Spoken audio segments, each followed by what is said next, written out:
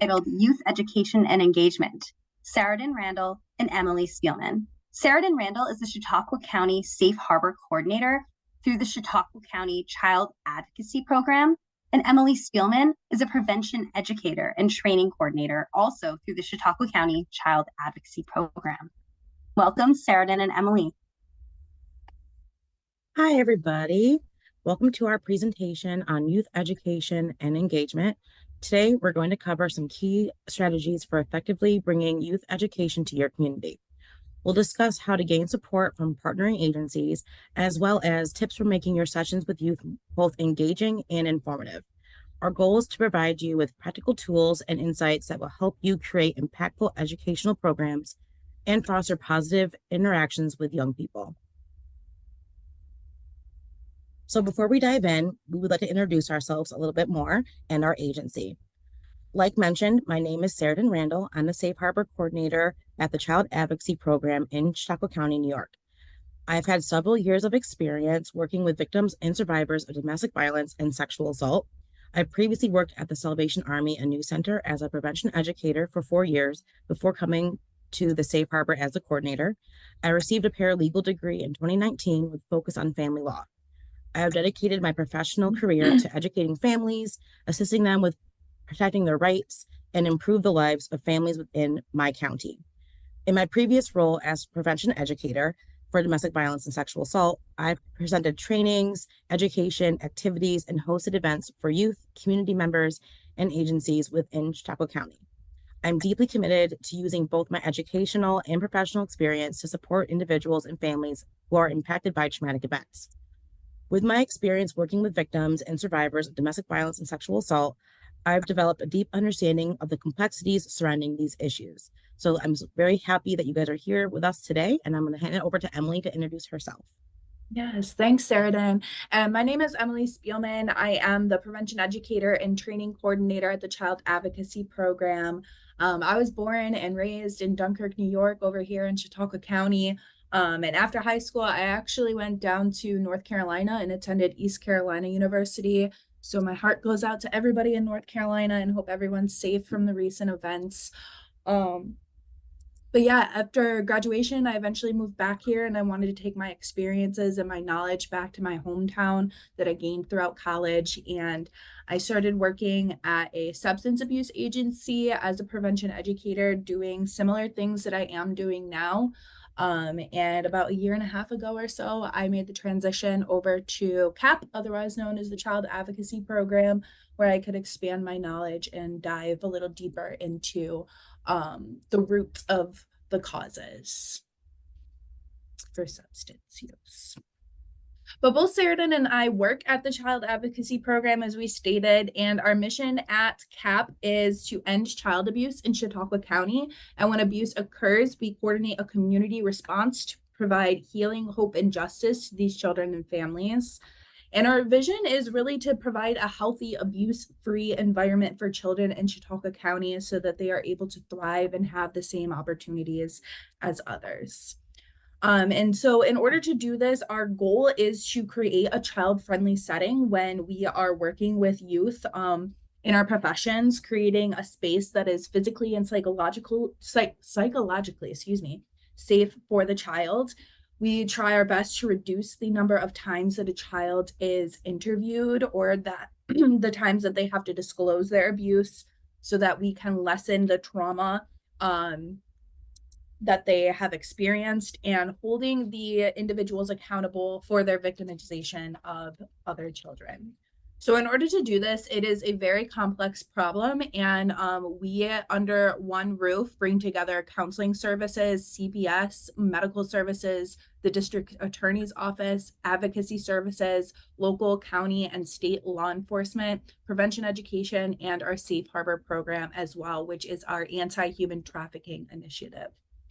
We coordinate our multidisciplinary team, otherwise known as MDT, which includes representation from all of the agencies that I just mentioned previously. And in addition to our multidisciplinary team, CAP conducts forensic interviews. We offer advocacy, trauma counseling, medical evaluations, community and professional trainings. And we also house that anti-human trafficking initiative, the Safe Harbor program. At the Child Advocacy Program, we utilize various age-appropriate curriculums and materials to engage youth in educational workshops.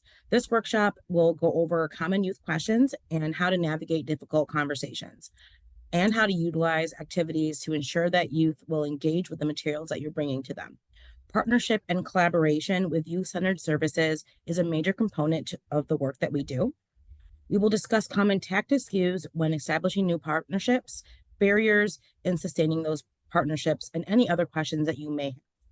So let's get started. Our presentation today is going to be broken down into some different objectives. So we'll start off with our curriculums and educational materials. We'll go over some of the curriculums that we utilize that are age appropriate depending on the youth that we are working with.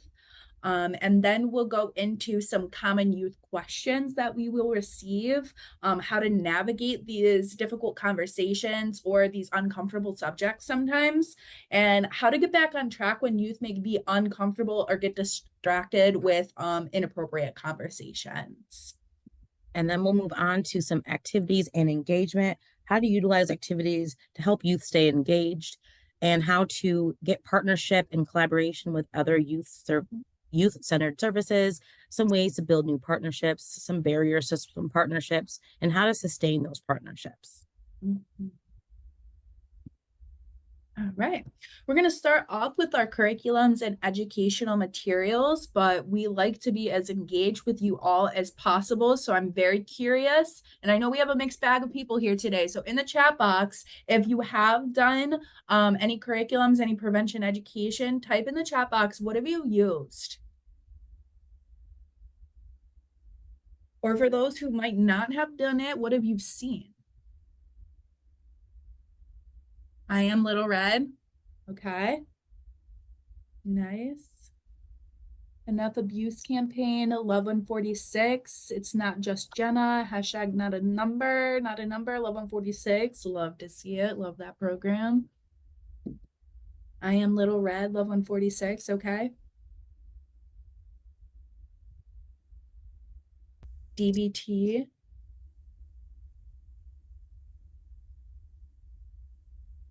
Safe Harbor material. Awesome. Awesome.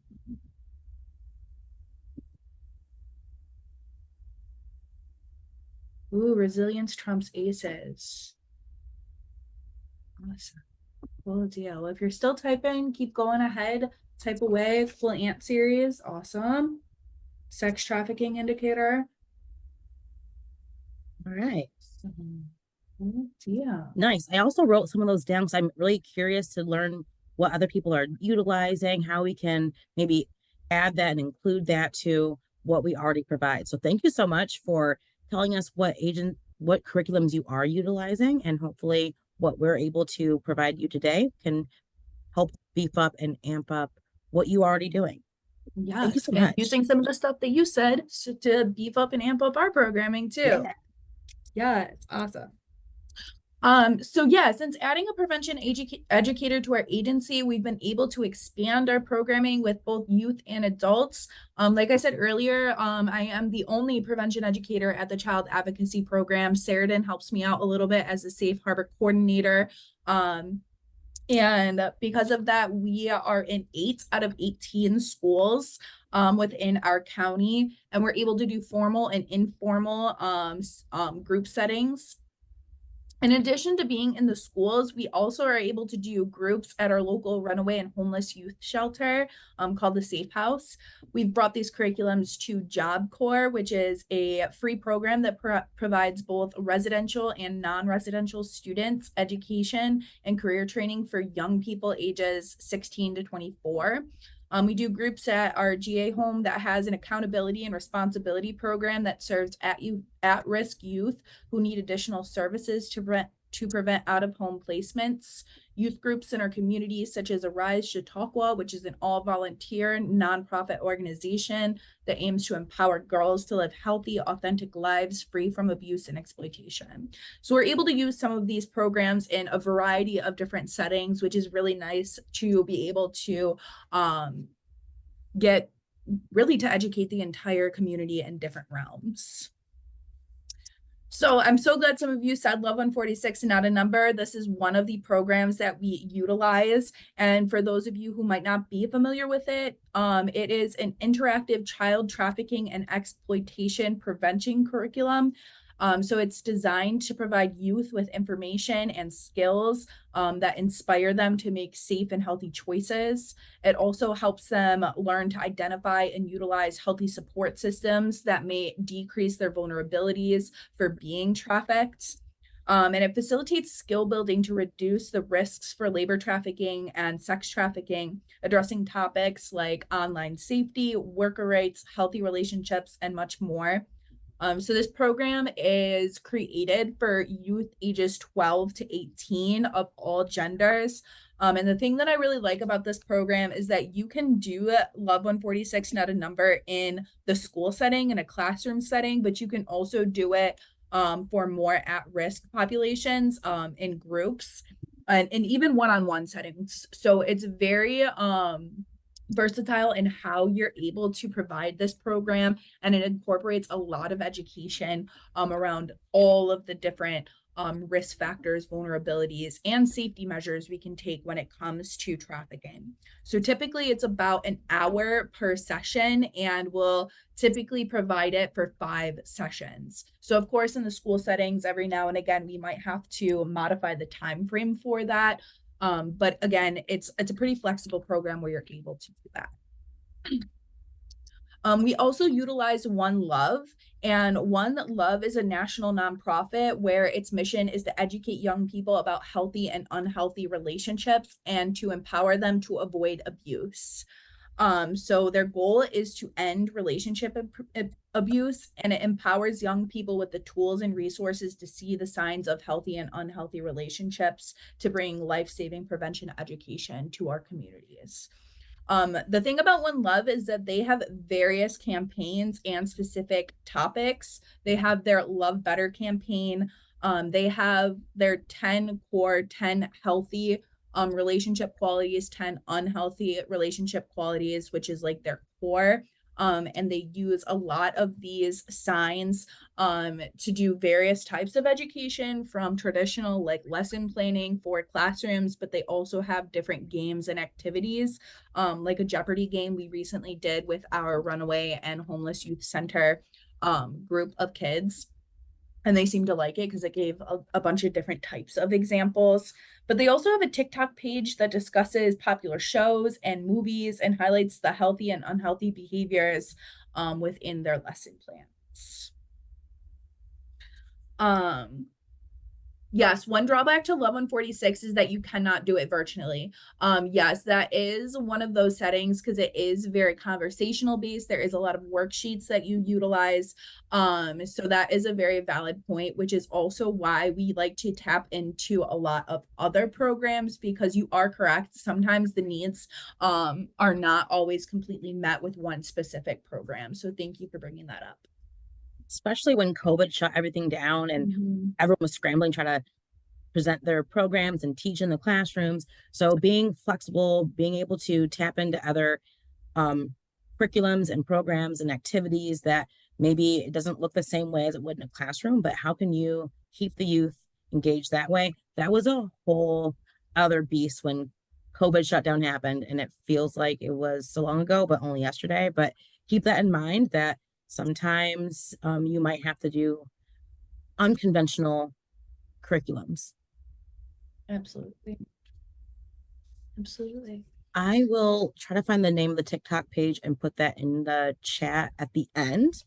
But that is very helpful. I find the One Love, including TV shows and movies that are popular now, is very useful, because I'm not watching teenage shows anymore, and wanting to have relevant references is really important to have them engaged. I used to reference Twilight. I love Twilight, but one classroom I did, none of the kids heard Twilight. And I swear all of my hair turned gray in that moment. So being able to use a resource that's already researching TV shows and movies that kids are watching is helpful. And one less thing for you to have to watch. Like I've never watched that. What's that TV show? Doesn't really matter. So I didn't watch it. But someone else was doing that work for me. And I love that. Yes, absolutely. Absolutely. And we also know that online safety is a huge hot topic, right? Because kids are always on their phone. It feels like at, our child advocacy center, there's always something going on that we have to be just thinking about in order to keep our youth safe. And with this, we actually partnered up. So the child advocacy program joined up with our local Jamestown Police Department, and we created a 1 hour, like 45 minutes to 1 hour training specifically for online safety for youth to learn. So we broke this up into different age ranges, one for elementary, one for middle school, one for high school. We kind of accommodated for college age kids as well, but this is just going over all of the risks and exploitation that people experience from sextortion to, releasing your personal information, really being honest and real with them and giving them, the why adults are telling them not to do these things, and to provide them the skills to prepare themselves for the online world the same way we would prepare them for the real world. That's becoming more and more of our reality, as we all know. With that being said, too, NextSmarts is an initiative through the National Center for Missing and Exploited Children, otherwise known as NCMEC. But this is all about online safety. So it has online safety for different age groups. They have it broken down into the appropriate age per their activities and their trainings and presentations. But it is empowering them to help prevent victimization by making safer choices, both online and offline. So it discusses resources and education on exploitation, child sexual abuse materials, otherwise known as CSAM. It talks about the Take It Down resource, which if you're not familiar with that, Take It Down is an online system where if someone's pictures, images, videos are released online, this site, you can actually go to it, you select the picture that or the video that has been released. It does not upload it to the site, but rather it has a hash code assigned to that picture or video. So anywhere online that this hash code appears, it automatically takes it down from online. So the only caveat with that is that it only works with partnering agencies or websites. So unfortunately, if they don't partner with it, it will not take it down, but it does include some pretty big names like Meta, like X, Twitter, whatever you want to call it. It includes Pornhub, it includes OnlyFans. So if someone is in a sextortion situation or whatever it might be, those larger sites will automatically take it down. And through that, they have a lot of different resources as well. Both for parents and caregivers and the youth as well, for parents and caregivers to review to keep their kids safe online or their loved ones, as well as that direct education to the youth. And then last but not least, until I pass it over to Saradin to talk about some of her programs and stuff that she does, we do utilize No Filter. So this is from Thorn. So Thorn is another site for online safety as well, but No Filter is the TikTok page. They have a YouTube page as well that's specific for online safety. And again, utilizing TikTok, it utilizes youth to have these conversations. And we're going to show a couple of the videos eventually, so I won't go too much into that. But Saradin, is there anything else you'd like to add and to what I have just said? Thorn has a lot of products and programs that can combat the child sexual abuse, and it has information for the parents, for resources for them, and education information for professionals and parents and for youth to utilize. So there's some information for the parents on there as well, either how to spot the red flags, how to protect their children, how to navigate conversations with their children about this topic, because that is sometimes difficult for parents to navigate, and different resources that is available. And then No Filter, like Emily was saying, has a TikTok page, and they have a website, a YouTube page, Instagram, Twitter, X, all kinds of visual, audio resources for people to see, for kids to see. It's very helpful to have those modern resources for kids to kind of relate to. Then we will be showing those videos. Another resource that we use, Safe Dates. Safe Dates is a curriculum that's engaging, it's evidence-based, and it deals with attitudes and behaviors associated with dating abuse and violence. It's set in a safe, respectful environment. Topics include dating and sexual abuse, communication, gender stereotypes, technology facilitated abuse. It's appropriate for middle and high school students. It's a 10-session curriculum, but it can be modified to either be 6 or 4, depending on what you're able to get out of whatever setting you're using. Each session is approximately 50 minutes, and it can be implemented over a period of days or weeks. And it can be taught in schools and communities and after-school settings. Like I said, it's an evidence-based program, and it helps teens recognize the difference between caring, supportive relationships and controlling, manipulative, and abusive relationships. The goals of that program are to identify the difference between healthy and abusive dating relationships, raise awareness of dating abuse and its causes and consequences, teach students skills, and provide resources to help themselves or a friend who may be in an abusive relationship, help them develop skills for healthy dating relationships, and include positive communication, anger management, and conflict resolution. Safe Dates program, the information is in the chat if you want more information. We also do red flags and green flags. Red flags is a term that describes characteristics or actions like signaling to stay away or that's not healthy, it's unhealthy and harmful. Green flags seeks to flip the conversation to a more positive way, focusing on green flags, the qualities of a healthy relationship. Green Flags provides resources to educate young people on what a healthy relationship looks like. Maybe they're not seeing this stuff at home. They don't know what is healthy. So teaching them what is healthy along with what's unhealthy, both together are very important, not just focusing on the negatives, on the red flags. It helps encourage them to set boundaries, equips them with identifying signs of abuse, and offer support to address and prevent abuse. Traditional approaches to teen dating abuse by sharing red flags can often be a fear-based approach, and we don't want to be fear-based. We want to have them seek resources and get that information. Young people might think, that's not me, that's not my situation's not that bad, and kind of downplay what they're going through and experiencing versus having a green flag. The green flags, they may see what they are not having.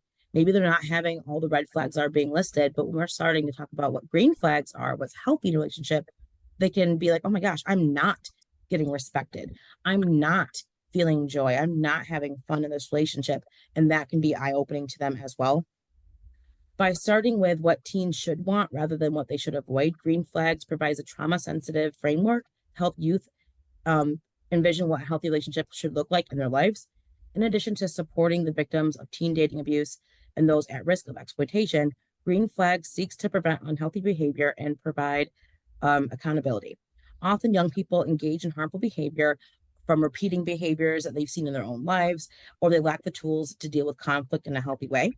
Youth might see a red flag checklist and dismiss any concerns that they may be having, and really convince themselves that their relationship truly wasn't bad, or at least not bad all the time. But by seeing a list of green flags, their perspective could shift, seeing the lack of joy, the absence of good in a healthy relationship. So both red and green together are really important. We also do resiliency activities. Resiliency skills can be learned. Building resilience, the ability to adapt well to adversity, trauma, tragedy, threats, or even significant sources of stress. It can help children manage stress and feelings of anxiety and uncertainty. Goal setting with realistic expectations, esteem building, recognizing their emotions, managing their anger, understanding and accepting of their own strengths and weaknesses, social skills to accept when to seek help and where to go if they need it, and learning from their mistakes. We also do self-care activities. We educate the youth on what self-care even is. Sometimes people think self-care has to be a bunch of steps and cost money and take a lot of time. It doesn't have to be difficult. It doesn't have to cost money. It doesn't have to be time consuming. It can be as simple as just walking outside for a minute and taking a deep breath. Giving youth information on vocabulary words to better express their feelings, to help them be understood better. The more words they have at their disposal, the better off they are at communicating and being understood. And that can also help manage miscommunication. And we also discuss managing their emotions and anger, how to manage those emotions, assisting them if they have a misunderstanding or what to do with immediate anger or pent up anger, how to recognize those signs, having a safety plan for things that set them off, and discussing calming down strategies. So we have a bunch of different things that we utilize, and sometimes we bring them together. All right. Quick warning, we have some videos that we're going to play. The volume is kind of quiet, so if you could turn your volume up on your screens, that would be helpful, but don't forget to turn it down at the end.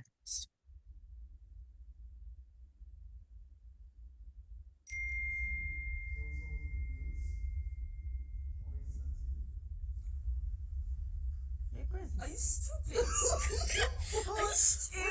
What kind of question is that? Of course, it's a red flag. It's the reddest of flags. Why do I need to see someone's naked pom pom? I'm so sorry. No, want me to send them to you? No. What's that gonna do? Why do you think I'd be interested? Are you trying to share for the community? What's going on? We're not sharing. Sharing right is here. caring? Not here. No. No. Thank you. No.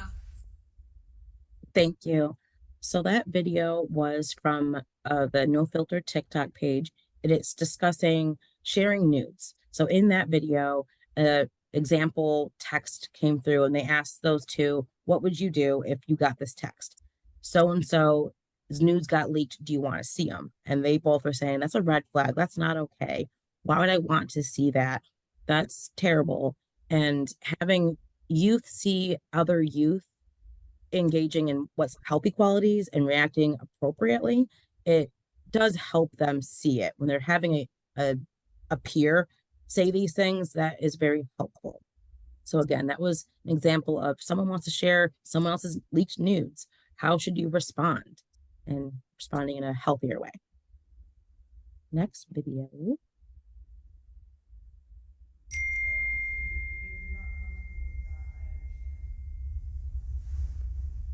Options. Respecting your boundaries, respecting how you feel, you know, not just about them. Yeah.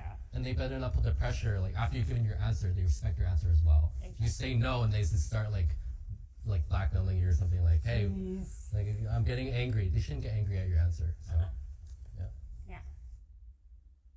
And that one is about respecting boundaries. The sample text came through of, hey, I want to hang out. Are you comfortable with that? And they're saying that is a green flag. That was healthy. But also, what's also important is respecting either if they said yes or no, but continuing that trend. If I said sure, they respected my answer and was actually giving me an option. But if I said no, they need to continue to be nice. But just because they asked in a nice way, and if they respond in anger, that would be a red flag. So I like that continuation of that conversation, not just, hey, a person asked if you want to hang out and then end. No, they asked if you want to hang out. I said no, they got mad. That would be unhealthy. So giving the full rounded conversation of youth, because I hear that with youth all the time. Like, oh, he asked me if I wanted to do this and this and this. Well, they asked this, and that was nice. But then they got mad at me because I said, no, I didn't want to, or I'm busy tonight. So it's really important that it doesn't just end and they don't get a free pass because they asked you nicely that one time. Right. And going back to the point Sheridan made a little bit ago, that it's important to do the red flags and the green flags, right? Especially if we're working with youth who might be used to those negative experiences or might have experienced a lot of unhealthy behaviors in the past. We want to give them those green flags, those examples of, you know, those healthy behaviors and what that can look like as well. So this brings us to our common youth questions. And so we want to throw it back to you again. We don't want to be talking at you the whole time. So I guess I'll rephrase this a little bit too. If you have done exploitation prevention education with youth, what are some common questions you have received? So for those of us who have done our education, our curriculums, or a little bit, go ahead, answer this question. For those of you who might not have done it in the past, what is something you anticipate a lot of youth asking, or maybe that you're worried about that might be a little bit uncomfortable that you would want to prepare for in advance? Go ahead and type them in the chat box.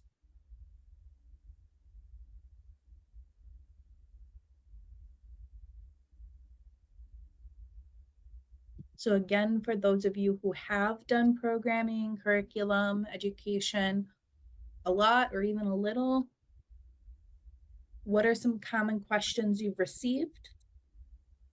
For those of us who might not have done it as frequently, what are some questions you anticipate or that you might be a little hesitant to answer?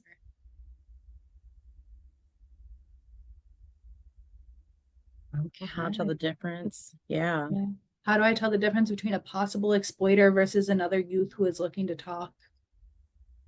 That's definitely an important one. And that's one that you might not always know for sure the answer to it. And so when we are responding, I like to have like my core answers. So like for example, if we're talking about consent, like and like I find a way to wrap it back to consent, or if it's boundaries, finding a way to bring it back to those boundaries, in answering in a way where you give the honest education, but at the same time it's kind of like not really a blanket statement, but you're able to answer it without having to pinpoint those.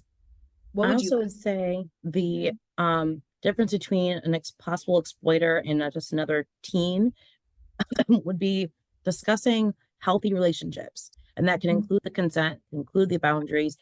But what are some green flags in a relationship? What are some red flags? What are some unhealthy relationship red flags? And things like that to get the conversation going of looking deeper than just looking at it black and white of exploiter, non-exploiter. Is this a healthy person? Is this a safe individual? Maybe they're not going to be exploiting you for human trafficking, but maybe they are treating you poorly and doing bad things to you.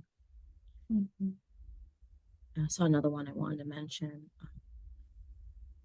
The legal process of reporting crimes. Everyone has a right to report a crime, even if it's for trafficking or not trafficking. They should be able to report a crime that's occurred to them. And how people are getting recruited. That is great in the 146 curriculum. They have like different recruiting types, looking up different scenarios, utilizing different curriculums to see different scenarios to kind of show kids it's not just one way. And I think a huge misconception that we begin with these curriculums is kids think that trafficking, like many adults think trafficking is being kidnapped and being brought someplace else, being tied up. A creepy person in a white van has taken them away, and they're thinking of it that way. So really giving them some real examples of how it can happen and occur is helpful. And also too, I just want to add to, when it comes to reporting crimes, letting them know their resources of the people available there to help them, whether that's a safe adult, whether that's someone in their personal life or in school or at an organization that they're involved with after school, whether that's a child advocacy center, letting them know what resources are available, and that they don't have to do it alone. Yeah, and I see some kids have some silence. That's totally normal. It's a very icky, uncomfortable topic. Sometimes the youth might not think that the adults understand or what they're experiencing. And that's where the relationship building, rapport building with the kids right off the bat is very helpful. Not going in there like, all right, we're going to do this, and lesson plan and really strict on it. Being more casual, being really open and allowing them to speak in their own language and what works well for them is really good, and getting that conversation going. how can I trust anyone? That trust building, that trust is something that needs to be earned. That is totally understandable if they don't trust anyone or you right now. And hopefully you can help earn that trust and build that trust. And that same thing goes for that kids who are quiet or they don't feel like people understand them. Really just giving them that space to feel like you are someone trustworthy. And you have to be a trustworthy person too, because they can read through it.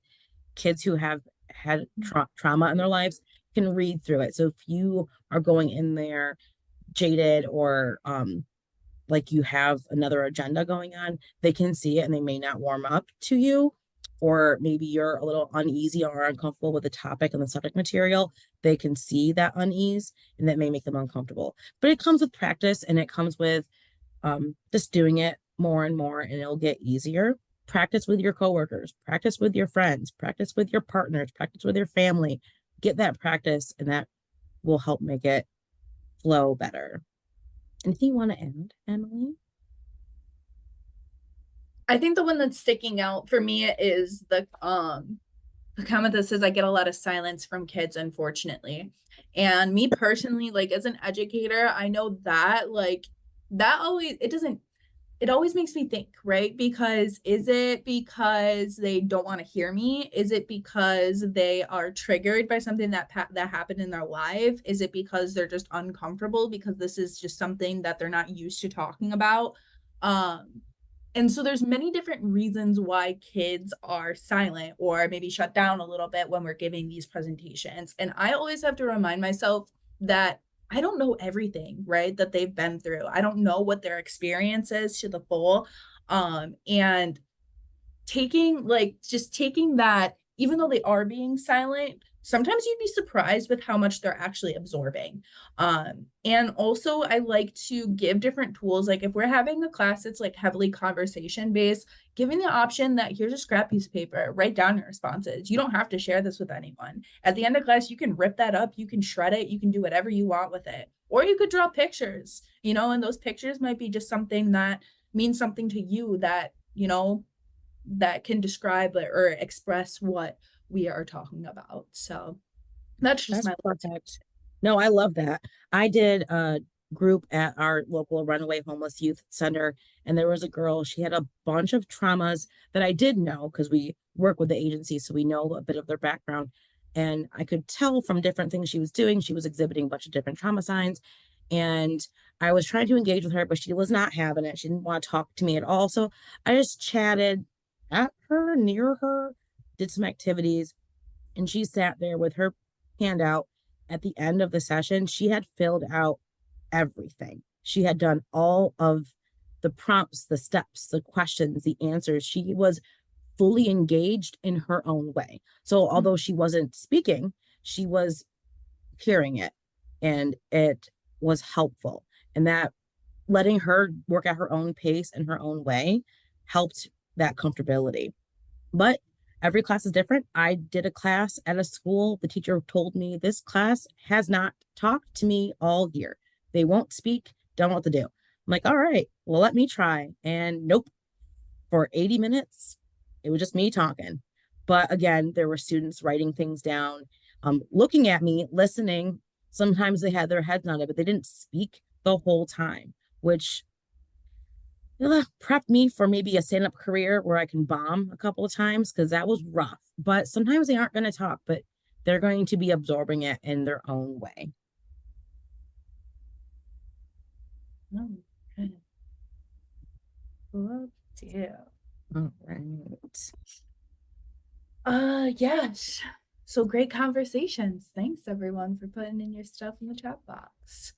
So youth in our various classes or sessions or groups often do have similar questions. We're going to discuss some of these common youth questions that we've received as well.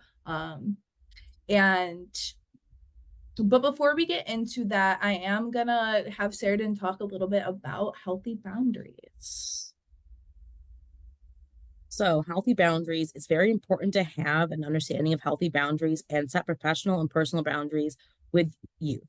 Facilitate a discussion on what professional and personal boundaries that may look like. and what to do if a boundary is crossed.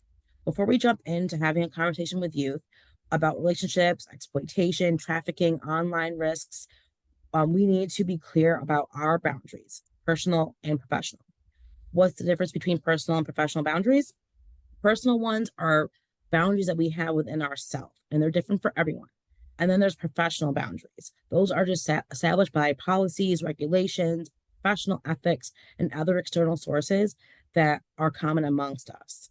In some cases, our personal and professional boundaries align, and in other cases, they may be at odds.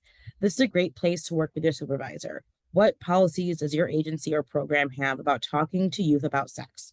What are your personal boundaries? What is expected of you if the youth begins talking about sexual experiences? Knowing what our boundaries are upfront is important to the work that we're doing so we can articulate them to youth.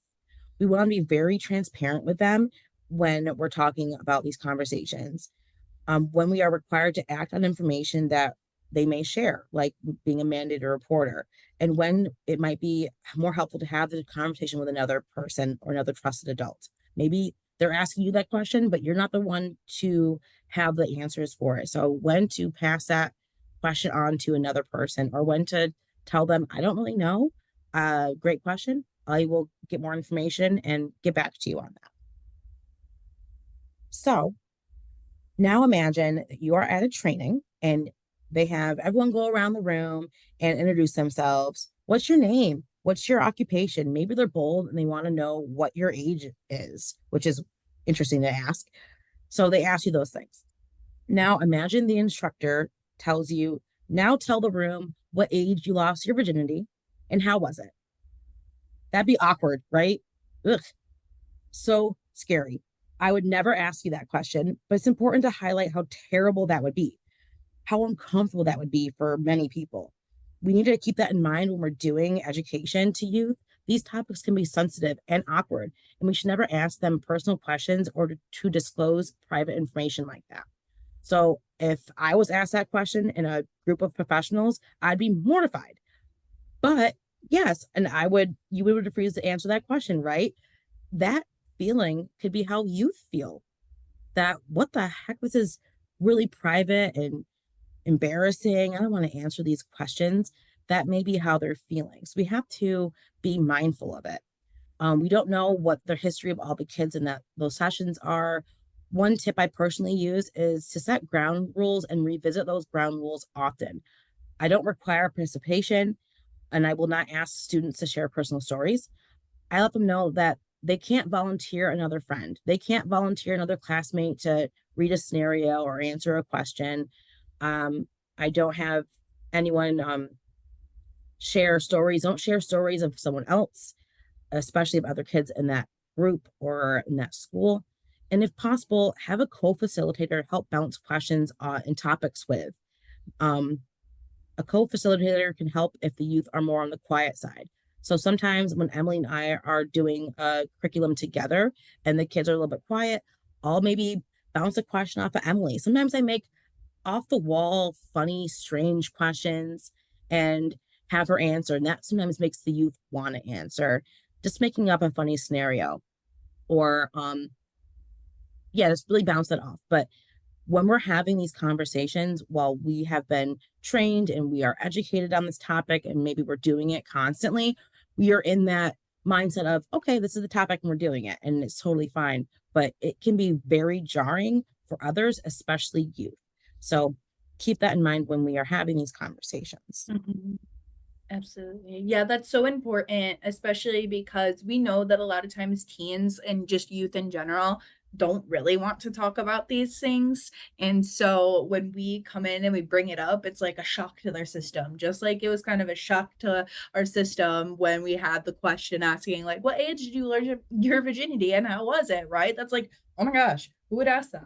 It can be the same Yikes. experience for a youth, right? And it's easy to sometimes forget about it when that's your whole job, right? When your whole job is to go in and talk about these things with your youth, you get into the day to day. It is quite easy, but we have to keep ourselves grounded and remind ourselves of what it's like to be a kid in middle school and high school. And yeah, by Sheridan's face, it's always not, Yuck. not always the greatest, right? So All welcome right. back again.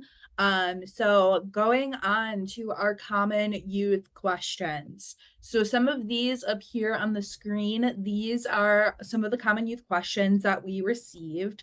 And again, when we are answering these, we want to remind ourselves of both our personal and especially our professional boundaries in the sense when we are thinking about our professional boundaries, we want to think about what our role is. And especially for like this first one, does it hurt to have sex, right? Of course, if I was teaching this and I got this, I would go back to my consent, ensuring that consent is not just a blanket statement, it goes for everything that you are doing. And also referring out to medical providers, right? This is definitely something you want to ask a medical provider. And honestly, beyond consent for an educator, this would be beyond my scope of practice. So referring out to those appropriate resources. We also get a lot of quite a bit of victim blaming statements sometimes, such as why did she do that, or they shouldn't have gone there or done this. And so when we are going into our classes or the settings or the groups, whatever it is that we're presenting at, if we know we're going to have an example or a scenario or having conversations along the lines of these, coming up with answers beforehand, right? So when I'm doing a class, I know there's going to be a victim blaming statement or a high potential for one. Coming up with my answers to that. So, okay, so what if she, didn't go there? What is the potential that it could have, happened to another person? Or okay, this person did make a risky decision, it did harm themselves, but what is, the other risky decision, and how did that risky decision affect others? Was it affecting others? And so there's a difference between making risky decisions that affects ourselves and risky decisions that can affect or harm other people as well. So keeping those things in mind, being prepared, coming up with those. I like to say keeping my tools in my back pocket so that way I can use them at any point at all. Sheridan, any other thoughts? Yeah, we don't want to be saying to a youth, you're victim blaming, and that's why you're wrong for thinking that way. We want to challenge them to think deeper, to think outside of their immediate responses, asking them questions to try to get responses from the class that could possibly change a negative or victim blaming mindset to more of looking at who victimized them, like who was really at fault. Like, okay, this person went out and they got drunk. Did that make it okay to hurt them? No. Or they all went out as a group to go drinking and one person was assaulted. Why weren't the other ones assaulted? Who was really at fault here? Kind of get them to think more deeper on that is really helpful. We also get quite often, what if we're both drunk? What if we both have been drinking? Is it assault then? Did we both assault each other? And that's a tricky one because in reality, at some point in time, many people have had a couple drinks and have had intercourse. So it's important to keep in mind of, is one person more intoxicated than the other? Is one person slurring their words, stumbling, throwing up, unconscious? Really what consent looks like legally is super important to answer that difficult question. But again, we don't want to be like, you're wrong, you're bad. We want to help them and guide them to understanding it and in their answers. And really utilizing safety planning as well too, because we know like youth are going to make decisions that might not be the best decision, right? Literally their brain is not developed yet. The part of the brain that makes good decisions is not developed. And so the likelihood that youth are going to make a decision that might not be the best for them is pretty high. And so safety planning, just thinking ahead, right? Thinking ahead to the what ifs. If this happens, what am I going to do? Both for yourself and also for your friends too. And I found that sometimes that is effective when speaking to youth is, okay, well, you might not see yourself in this situation, but what if your friend is? How are you going to help your friend? What advice would you give to your friend in those situations to get them, again, thinking outside of the box and coming up with those critical thinking skills? When we are responding to them and when they do share, we want to thank them for speaking and mean it too. Because when youth share, that does take courage, especially in classroom settings, right? Speaking up in front of your peers, that does take courage. And thinking about the school setting, or even just being a youth, right? That they talk, they gossip, they are talking about what happened to who, to when, and all of those things. So thinking them and meaning it, because it does take courage. Practicing our sex talk poker face, right? Because if someone says something that catches you off guard, you want to have that poker face. And if we don't practice it, it doesn't always come off the best, because having conversations like this, there might be a time where something might catch you off guard. So practicing that poker face. Be upfront about your boundaries. Again, going back to that, both the personal and the professional boundaries. What are your hard no's? You're not going to discuss this. And, what are your subjects, or some things that you might want to take it a step deeper to have their understanding and knowing those boundaries for ourselves. Always being respectful and trauma informed. And we're talking about trauma informed. I feel like this is a buzzword that's been going around that a lot of people are using, but maybe not fully understanding. But being trauma informed is really just being sensitive to the experiences that our youth have and their reactions to some of the things that we might be teaching. And this can be difficult when you're teaching large classes. And I know in Sheridan and I's role, a lot of times we are coming in as guest speakers, so we might not fully know the youth. So a lot of times it is, reading that body language, reading the room, and adjusting accordingly. Answer their questions to the best of your abilities. It's okay if you don't know the answer, and letting them know that I'm not the expert in the subject material, but this is where you can look that up. It's being authentic, it's being transparent. And like Sheridan said earlier, they can read you, right? And so if you are upfront honest with them, it's going to help build that rapport that you're not just here, everything and all the things. When you're honest with them, it will help to build that rapport. Going off with the next one. If you don't know the answer, then say so. Be honest and help find a resource. Working together with the youth. Again, to build those critical thinking skills and to build the rapport.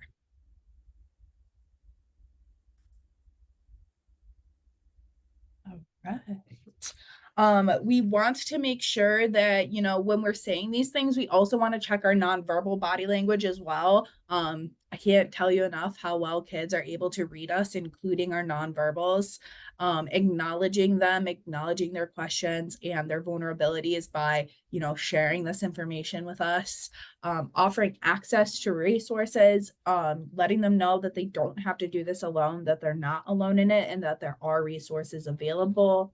Acknowledging their rights, listening to them, and validating them. Those are all good things that we want to do when working with youth.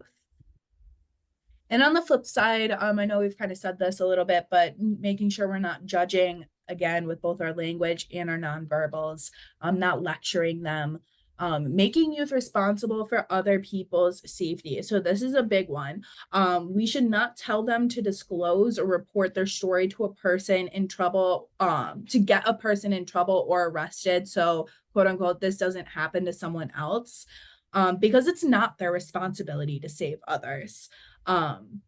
It's not their responsibility, and also that's having to relive the trauma over again of the experience that they have experienced. And if they're not ready to tell their story, that could be a trauma in and of itself, and we could be contributing to that rather than helping.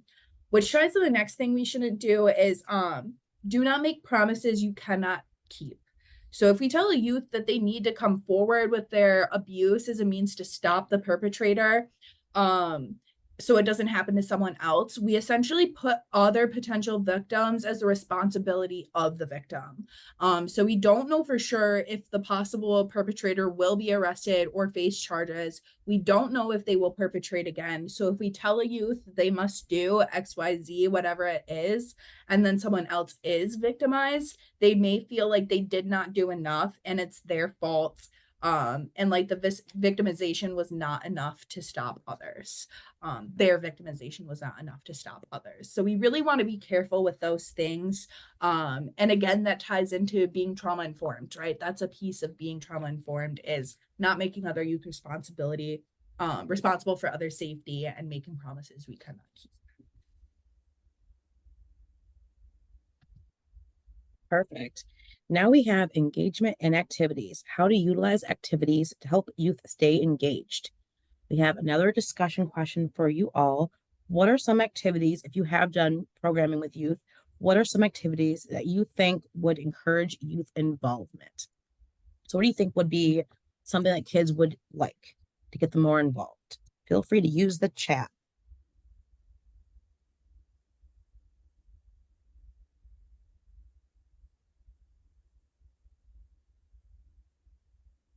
I'm gonna give you guys a few moments.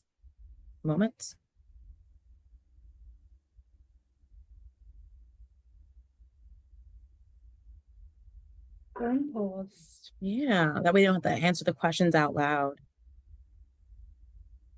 Incentives, group sessions, and choose discussions. Arts and crafts. Ooh, restorative practice activities. If I was a phone, what would my battery life be like today? Oh, I like that. I do like that one too. Food is a great incentive for like everyone. People love having food. Mm-hmm.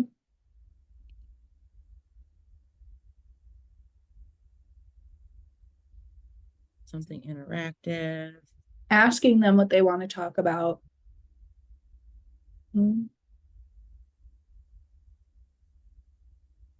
Sometimes asking them what they want to talk about and being creative with that, because the different subjects and curriculums that we utilize, we can find a way to tie that into what they want to discuss. I've also found sometimes like some groups you'll have like when you ask that question, they'll be ready to go. They'll say things like right off the bat. Other times they're like, I don't know, what could we talk about? So sometimes like having a list of like options too helps in those situations. Sports, vision board making, cooking classes, community service, music they can relate to. Nice. Sometimes popular topics that are going on day to day is a great way to get them engaged and willing to participate later on. Absolutely. Presenters that look relatable. Absolutely. That's a big one. Icebreakers, art and music. Perfect. Thank you guys. So with youth, different learning styles is imperative. Some people learn from reading or writing or listening. Others focus better if they can doodle or draw. Some are more hands-on learners. So keeping that in mind when you're working with the youth, that sometimes they will prefer to write their answers down on the worksheet. Sometimes they want to talk about them and have that conversation base, or other kids feel uncomfortable and they don't want to write it, or they have like pipe cleaners they can mess around with, something they can do with their hands, something that's not going to be sticky. I brought like squish stress balls that were bouncy to a class, my first class ever years ago, as a prize for doing a game.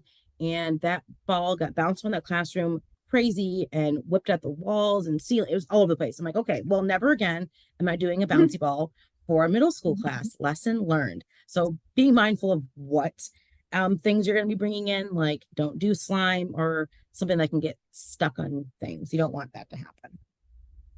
Getting them up and moving, finding activities that gets them up and moving around. Doesn't have to be fully active like a gym class or anything, but standing up, walking from one side of the room to the other can be helpful. If possible, can you walk the grounds of a school? If you're at a school, can you walk them to a playground or a park, to something that gets them up and moving? Activities that are often hands up, hands down answer, maybe have them go to one side of the room for a yes and one side of the room for a no, or stand up for a yes, sit down for a no. Having them move around with their bodies a little bit can help them be engaged.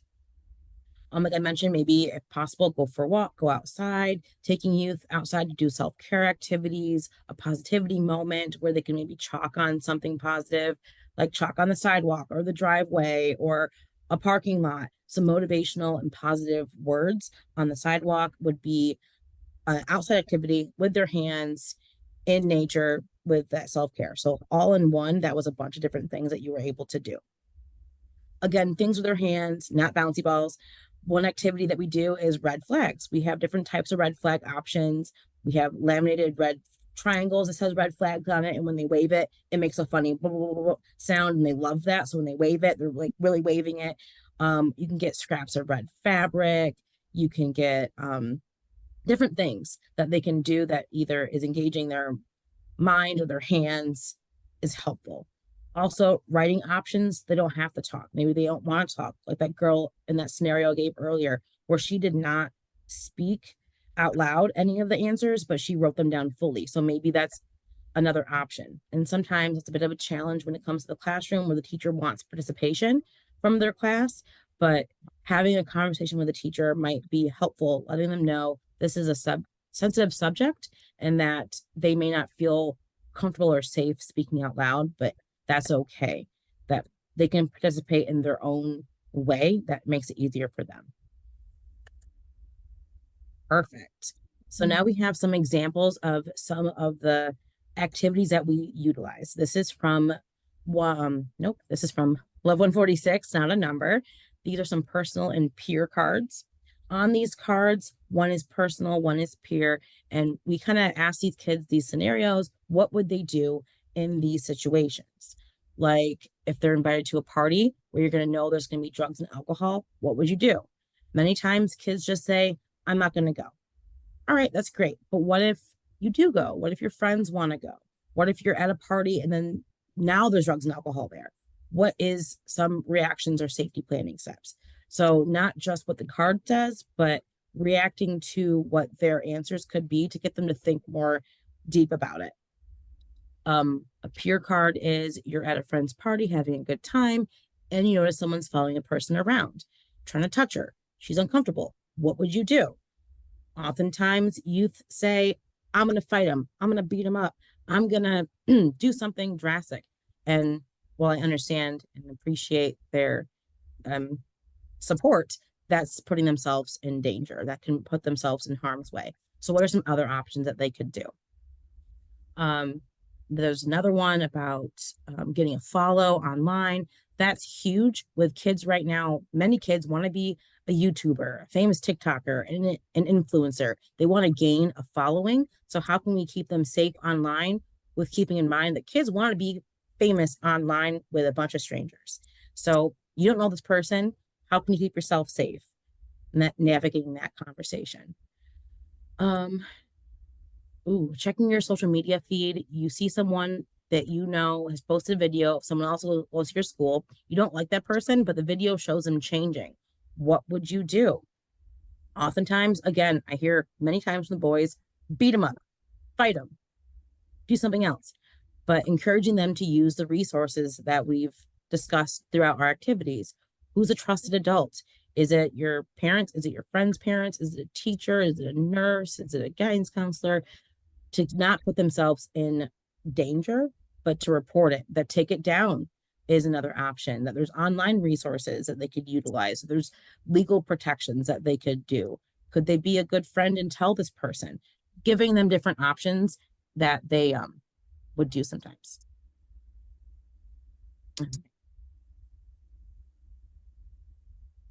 Okay. And these are some more of the personal and peer cards, but just for the sake of time, I know we got about 14 minutes left, so we are going to go on to another activity. Another one, look at that.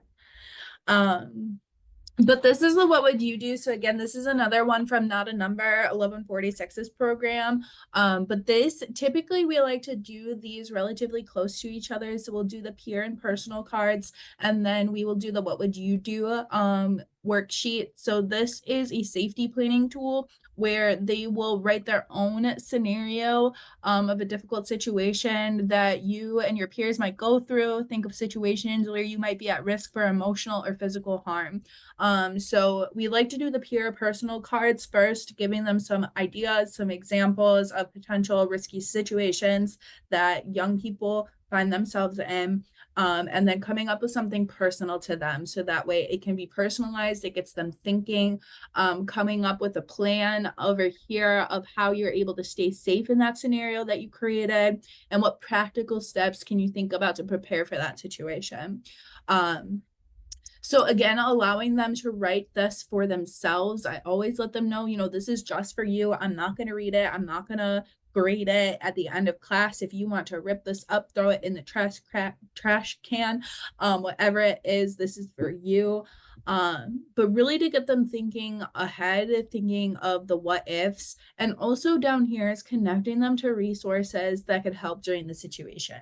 So we always give them a resource guide with local resources in it, the things that are available to them right here in the community. And we will include some hotline and some national resources as well. But thinking, what are the resources that are available to me to help me with the situation? Again, to use those critical thinking skills and to ensure and reassure them that they're not in this alone, that they are able to get help, that there are people and organizations that are available to them in these situations. And this is 2 examples from One Love. These examples include how these behaviors can look digitally. So much of youth relationships and interactions are online. And when we're educating about healthy relationships, many of it is missing that digital component. So we want to make sure we include how abuse can look digitally, how coercion, manipulation, guilting can look online, because it can happen there too.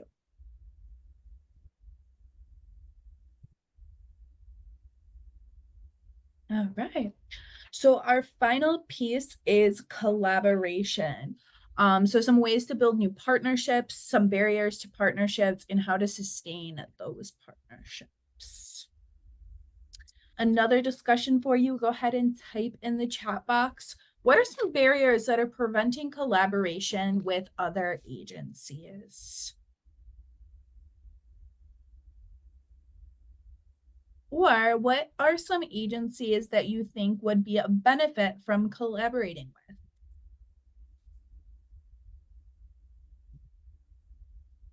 I thought that's what you meant by staff, like lack of staffing has been a difficulty. And yeah, many of us are facing staff shortages or funding shortages to be able to complete those things. Not knowing where to go for collaboration. Yeah. Collaboration can be a challenge sometimes, and it comes in different ways. Getting into places may be a struggle. Knowing what places to even get into can be a struggle. The initial step of getting your foot in the door to even begin can take time. Networking is so important. Participate in local events, go to tabling events, awareness events, different local campaigns, different awareness campaigns that are happening.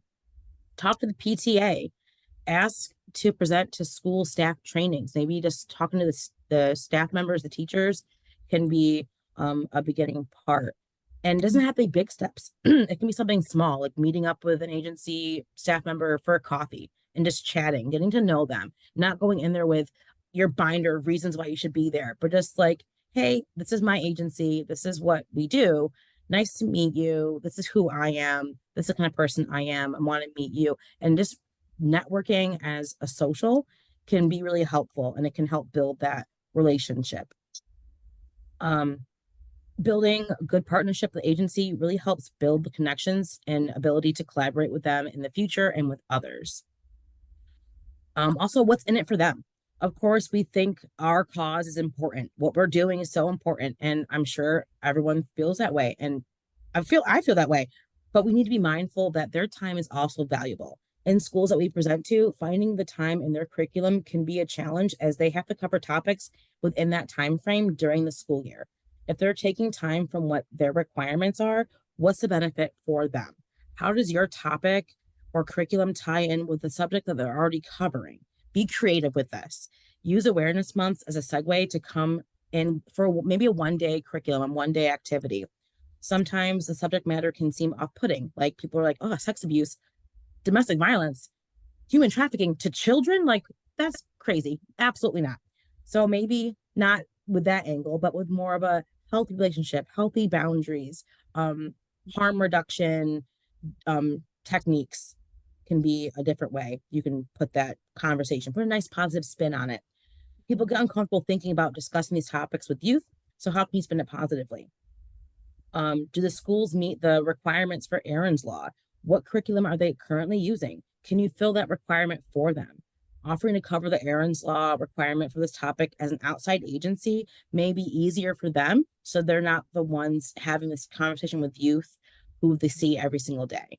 That having an outside agency to have this uncomfortable topic may be easier for the youth and the teacher. Finding one person who's invested or interested in the topic can be your foot in the door. And that, again, that networking piece is so important, that they like you. And now they're like, I like this person, I like this cause, and they will help you get into there. Absolutely.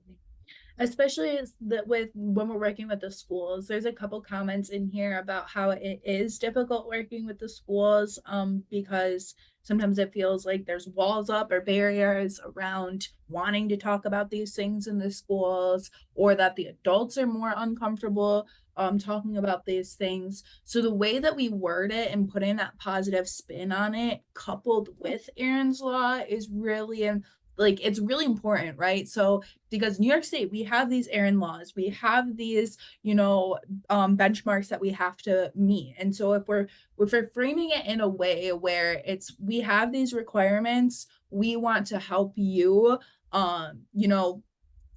provide a curriculum that we do every day, right? We do this all day, every day. We want to assist you to bridge that gap, to help your staff feel more comfortable with it, and really putting into like what they're gonna get out of it. How is it going to benefit them in those situations? Because it is tough. It is tough working with the schools. That's something we definitely do experience. And you got to find your workarounds, right? You got to find your support people too, and find sometimes the backdoor way of getting into there. Yeah, and not knowing where to go, seriously, tabling and just chatting with other agencies has been huge, where you can either present to their agency, their staff members, seeing where they're at, seeing what places they're already doing curriculums, and is a huge benefit. I've gone to tabling events, I've done speaking engagements with other places, and then afterwards, agencies have come up and they've wanted me to present to whatever group they have. And it's not always schools, can be outside things. And the more you're doing that, the more you're a warm, welcoming person, they'll start to come in. It's just building that relationship and just meeting up for coffee, hanging out for a donut is good. And it helps them be more receptive of having this come in. And that positive spin is very helpful, because they hear sex trafficking, sex abuse to kids, and they're like, whoa, nope, that's too much to hear. Again, to that asking what age you lost your virginity, that was a big shock to people's system. So if you can have a nice smooth transition, a nice positive spin, can get it in the door a bit easier.